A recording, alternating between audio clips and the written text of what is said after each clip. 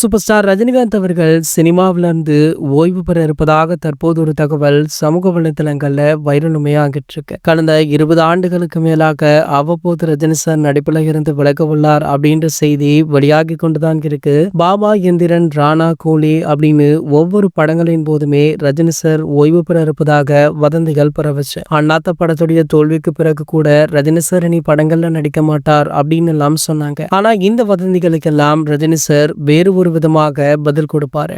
நான் ஓய்வு பெற போவதில்லை அப்படின்னு வெளிப்படையாக சொல்லாமல் ஒரு மிகப்பெரிய வெற்றி படத்தை கொடுத்து அதன் மூலம் பதிலடி தருவாரு.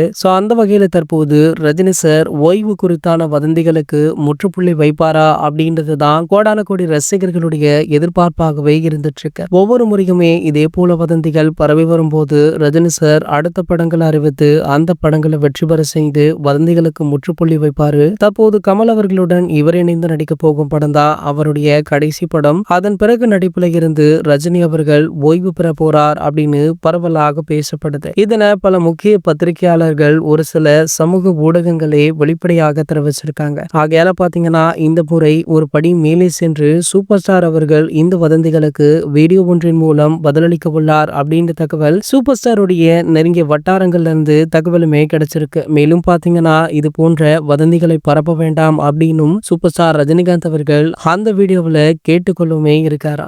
இந்த தகவல் தற்போது சமூக வலைதளங்கள்ல வைரலுமே ஆகிட்டு இருக்கு. இது போன்ற செய்திகளை பற்றி நீங்க உடனே தெரிஞ்சுக்க நம்மளுடைய சேனலை மறக்காம சப்ஸ்கிரைப் பண்ணிக்கோங்க.